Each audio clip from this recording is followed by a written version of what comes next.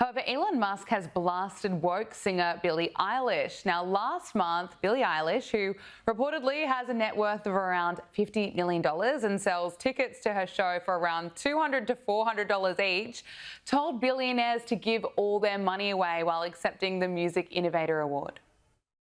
Love you all, but there's a few people in here that have a lot more money than me. And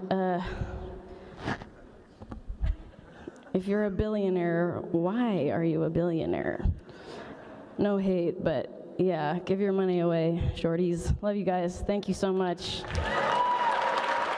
Now, the celebrity said this as Mark Zuckerberg was reportedly in the room, and Billie Eilish has ramped up her attack on billionaires. Earlier this week, she posted a series of messages on Instagram, appearing to really take aim at Elon Musk, of course, the wealthiest person in the world, accusing him of hoarding wealth, and he should actually be using it to solve global problems. She claimed he could end world hunger, rebuild Gaza, XYZ. She continued, labeling him a pathetic coward. Now, Elon has hit right back, saying she's not the sharpest tool in the shed. Esther, I think it's quite astonishing hearing this from celebrities. I mean, Billie Eilish, if she wanted to, she could be making all her concerts free. She could be giving away all of her millions.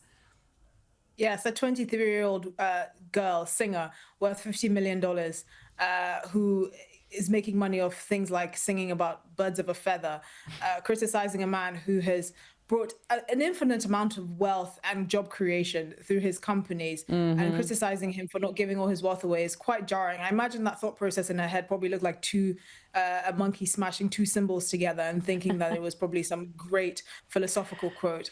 But at the end of the day, these people are not to be taken seriously. And actually, I think Billie Eilish's statement really kind of signifies the decay and the slide into relevance of Hollywood. Because a few years ago, the news would have been all over this. Bernie Sanders would have been like, oh, yes, what a sage, and Billie Eilish. I think people just let celebrities talk now and treat them like toddlers having a bit of a rant, because it's just not serious anymore. Like, oh, you have a lot more money than me because you have $1 billion and I only have $50 million. Excuse me, that's about $49.5 million more than 99% of planet Earth. Absolutely. What are you talking about? Absolutely. And Nick, to pick up on Esther's point, I mean, look at the contributions that Elon Musk has made to the world. It's extraordinary. SpaceX, Starlink, electric vehicles, PayPal, all the job creation. I mean, perhaps we could be grateful to Elon Musk for his contributions.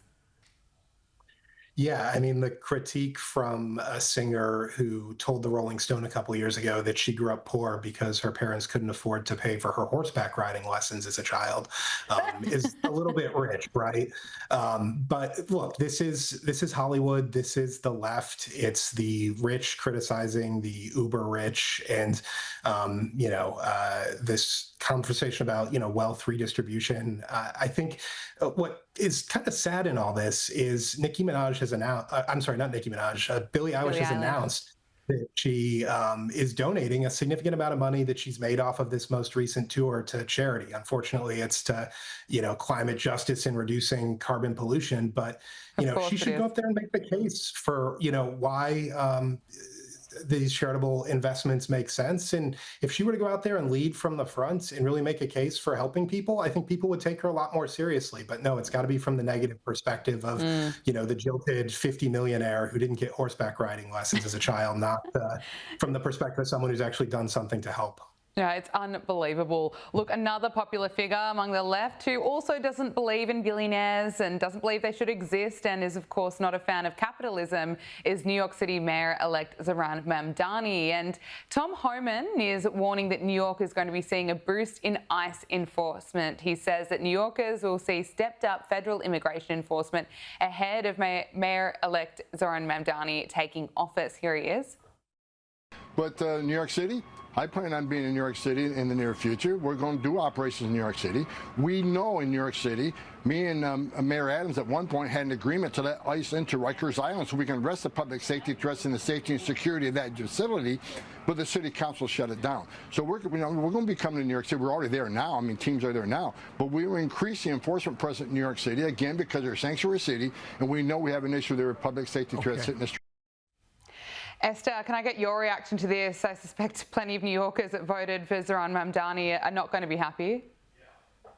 Certainly not. I mean, watching that clip made me think that he sounded like he'd be a good fit in The Godfather, just kind of the way he was talking about this issue. But look, we know that New York City, like many sanctuary cities across the US, that talk a good game, but then balk at the idea of having to take in thousands of immigrants and put them up in hotels and run up local districts, housing bills. Obviously, they're clearly not very happy with it on the back end of things, but they have to put a good front. I suspect what Tom is actually trying to do is get in ahead of the game, because based on what Zohran Mamdani campaigned on, you can see he will most likely try and aggravate efforts by ICE officials to arrest illegal immigrants in New York City, which is estimated to be in the hundreds of thousands, just like we've seen in other mainly Democrat-led cities like Chicago. So this is mainly, obviously, from a public safety perspective, because they're targeting mainly illegal criminals first before they go into illegal immigrants more broadly. And I'm not surprised by this. This is what happens when you kind of talk about supporting the, actually wanting to defund the police and replace them with 911 callers with social workers. And then when it's time for an election and people are balking at the idea, suddenly you support the police. Clearly, people can read between the lines. And I think Tom is trying to cover all his bases. Yeah, I think you're absolutely right. Nick, can I get your thoughts?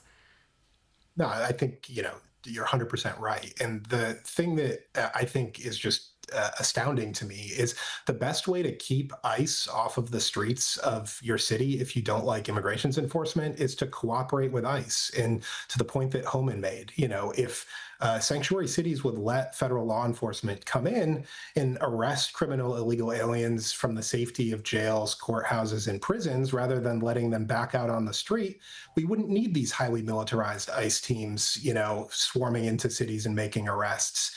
If immigrations and customs enforcement agents could be confident that state and local law enforcement would back them up and help them should they need help, we wouldn't need to send hundreds or thousands of ICE agents and the National Guard into major American cities. So I think this is a brilliant move by Homan to put the marker down. ICE is going to do their job, whether Mayor Mamdani likes it or not.